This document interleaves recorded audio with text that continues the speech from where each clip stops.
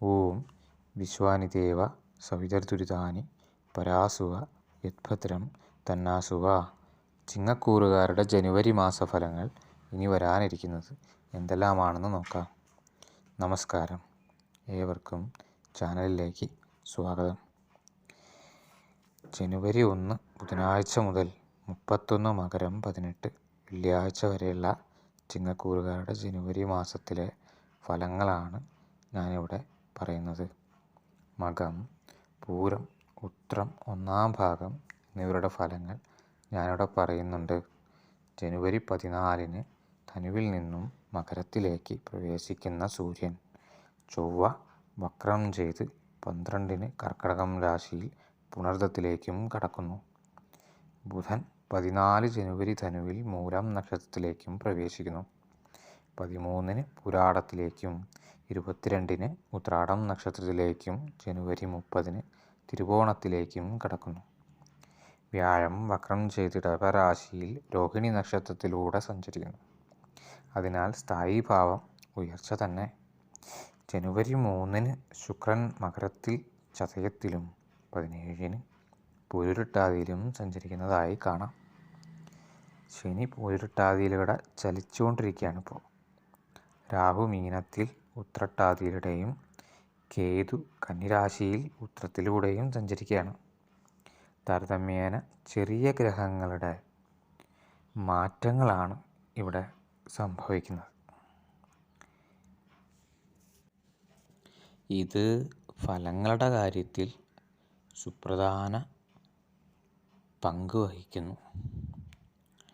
ചിങ്ങക്കൂറുകാരുടെ കണ്ടകശനി March 29 ഭാവം മാറി അഷ്ടമത്തിലേക്ക് പ്രവേശിക്കുന്നതായി കാണാം. മെയ് 18 രാഹു 7-ാം ഭാവത്തിലേക്ക് അഷ്ടമത്തിൽ നിന്നും സ്ഥിതി മാറുന്നു. 10-ലും 2-ലും യഥാക്രമം വ്യാഴവും കേതുവും സഞ്ചരിക്കുന്നു. കാര്യങ്ങളിൽ നിങ്ങൾ ദയാപൂർവം ഇടപെടുക എന്നത് ഈ കൂറുകാർ ഈ കാലയളവിൽ ശ്രദ്ധിക്കേണ്ട ഒന്നാണ്. ഈ മാസത്തിൽ പ്രത്യേകിച്ചും ശ്രദ്ധിക്കേണ്ട ഒന്നാണ്. പിന്നെ അംഗീകാരങ്ങൾ ലഭിക്കാനുള്ള സാധ്യതകൾ കാണുന്നുണ്ട്. ദാനം ചെയ്യാനുള്ള മനസ്സ് കൂടുതലായി കാണാവുന്നതും തൊഴിൽപരമായ മുന്നേറ്റങ്ങൾ ഉണ്ടാവാനും ഈ നാളുകാർക്ക് അത്യന്തം ഗുണപരമായ ഒരു കാലമാണ്. പറയുന്ന കാര്യങ്ങൾ ചിന്തിച്ച് മാത്രം പറയുക. അതുമൂലം പ്രശ്നങ്ങൾ ഉണ്ടാവാനുള്ള നേരമാണിത്. പണമിടപാടുകൾക്കും ബിസിനസ് ചെയ്യുന്നവർക്കും സ്ഥലപരമായ കൈമാറ്റങ്ങൾ ചെയ്യാവുന്നവർക്കും ശോഭിക്കാവുന്ന രീതിയിലേക്ക് കാര്യങ്ങൾ മാറുന്നുണ്ട്.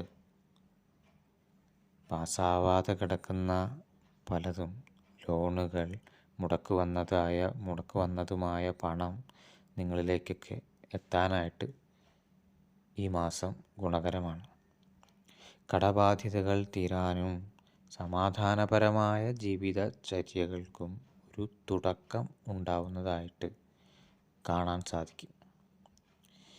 ദാമ്പത്യപരമായ കലഹങ്ങൾ, വിവാഹമോചനം എന്ന പ്രശ്നങ്ങൾ, ഇത്തരത്തിലുള്ള പ്രശ്നങ്ങളിലെല്ലാം അകപ്പെട്ടവർക്ക് മോചനം ലഭിക്കുന്ന ഒരു കാലം കൂടിയാണ്. വിവാഹം നോക്കുന്നവർക്ക് ഇത്യാദി കർമ്മങ്ങൾക്ക് നല്ല സമയമാണ് വരുന്നത്. വിദേശകാര്യങ്ങൾക്ക്, പ്രധാനമായും പുറത്ത് പോയി ജോലി നോക്കാൻ ഉദ്ദേശിക്കുന്നവർക്ക് അത്യന്തം ഗുണകരമാണ്. ശ്രമിച്ചാൽ അത് നടന്നു കിട്ടാനുള്ള സാധ്യതയുണ്ട്. പ്രതീക്ഷിക്കാതെയുള്ള സഹായഹസ്തങ്ങൾ നിങ്ങളെ തേടി വരുന്നതാണ്. പഠനത്തിനും മറ്റുമായി പുറം രാജ്യങ്ങളിലേക്ക് പോകുന്നവർക്ക് ധൈര്യമായി മുന്നോട്ട് പോകാം. സ്ഥലമിടപാടുകാർക്കും ഇടപാടുകൾക്കുമൊക്കെ നല്ല കാലമാണെന്ന് പറഞ്ഞല്ലോ. എന്നാൽ മറ്റ് ധനവ്യയങ്ങൾക്കും ഇത് മികച്ച തീരുമാനങ്ങളെടുക്കുന്നതിനുള്ള ഒരു സമയം കൂടിയാണ്. നല്ലതുപോലെ നടക്കാനും ഉതകുന്ന ഒരു മാസമാണ് വരുന്നത്. എന്ന് വെച്ചാൽ വീട്, വാഹനം വാങ്ങുക, അറ്റകുറ്റപ്പണികൾ നടത്തുക എന്നിവയ്ക്കൊക്കെ നല്ല ഒരു കാലമാണ് വരുന്നത്. ചിലവുകൾ വർദ്ധിച്ചു വരുന്നതായിട്ട് കാണാൻ സാധിക്കും. ശ്രദ്ധാപൂർവം പണം വിനിയോഗിച്ചില്ലെങ്കിൽ പ്രശ്നങ്ങളിലേക്ക് അത് നയിക്കും. പ്രശ്നാധിക്യമുണ്ടാവാനുള്ള സാധ്യതകൾ കാണുന്നുണ്ട്. സാമ്പത്തികപരമായ കാര്യങ്ങളിൽ, ചിലവുകളിൽ ഇത്തരത്തിലുള്ള പ്രശ്നങ്ങൾ ഉണ്ടാവാനുള്ള സാധ്യത കാണുന്നുണ്ട്. നിങ്ങളെ തകർക്കാൻ നോക്കുന്നവർക്ക് അതിന് സാധിക്കാതെ വരും. പ്രാർത്ഥനയോടെ മാത്രം നിങ്ങൾക്ക് അനുകൂലമായി തീർക്കാവുന്ന ഒരു മാസമാണിത്. എല്ലാത്തിനെയും നേരിടാൻ സർവേശ്വരൻ ശക്തി തരുന്ന മാസമാണിത്. ദൈവാധീനമുണ്ടാവുന്നതിനാൽ സാമ്പത്തികപരമായി ശത്രുക്കൾ മൂലമുണ്ടാവുന്നതുമായ ഭൂരിഭാഗം പ്രശ്നങ്ങളും ഒഴിഞ്ഞു പോകുന്നതാണ്. എന്നിരുന്നാലും അപവാദങ്ങൾ ഉണ്ടാവാൻ ഉള്ളൊരു സാധ്യത തള്ളിക്കളയരുത്. ചിങ്ങക്കൂറുകാരുടെ ഈ മാസത്തിങ്കലെ ഗുളിക സ്ഥിതി ഫലങ്ങൾ ഇനി നമുക്ക് വിശകലനം ചെയ്യാം. 12, 8, 9, 16, 17, 22, 23, 31 എന്നീ ദിവസങ്ങളിൽ സാമ്പത്തിക ഇടപാടുകൾ പരമാവധി ശ്രദ്ധിക്കുക. യാത്രകൾ പോയാലും എവിടെയും തങ്ങാതിരിക്കുക.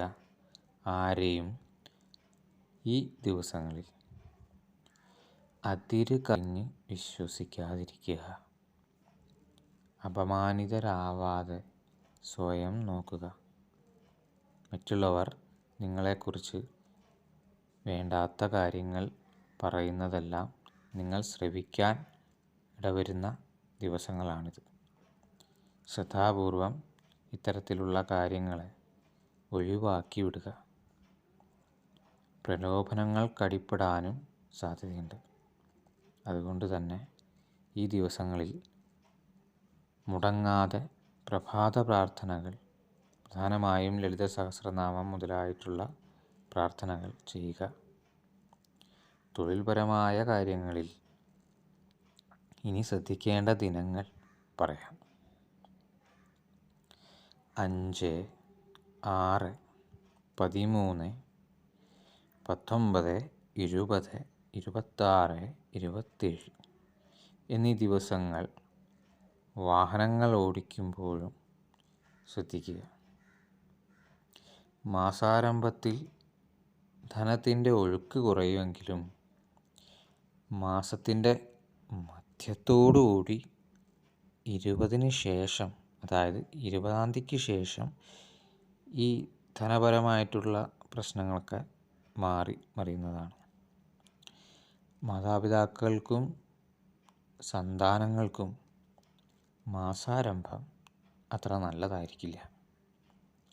പ്രാർത്ഥനയിലൂടെ ഇത്യാദി ദോഷങ്ങളെല്ലാം മാറുന്നതാണ്. നെയ്വിളക്ക്, ശിവസ്തോത്ര പാരായണം എന്നിവ മുടങ്ങാതെ ശനി, ഞായർ ദിവസങ്ങളിലും, കൂടാതെ മൃത്യുഞ്ജയ പുഷ്പാഞ്ജലി, സർപ്പപ്രീതിക്കായിട്ടുള്ള പാട്ട് എന്നിവ കഴിപ്പിക്കുക. ശിവ വിഷ്ണു സഹസ്രനാമ പാരായണം, പ്രഭാതത്തിൽ ലളിത സഹസ്രനാമ പാരായണവും നന്മകൾ കൊണ്ടുവരുന്നതാണ്. ചാനലിൻ്റെ കൂടുതൽ വീഡിയോകൾക്ക് വേണ്ടി സബ്സ്ക്രൈബ് ചെയ്തതിന് ശേഷം ബെൽ ബട്ടൺ കൂടി അമർത്തി ഇനിയുള്ള ഫലങ്ങൾ അറിയാനായിട്ട് എല്ലാവരും ശ്രമിക്കുക. ഏവർക്കും നന്മ നിറഞ്ഞ ഒരു പുതുവത്സരാശംസകൾ നേരുന്നു. നന്ദി, നമസ്കാരം.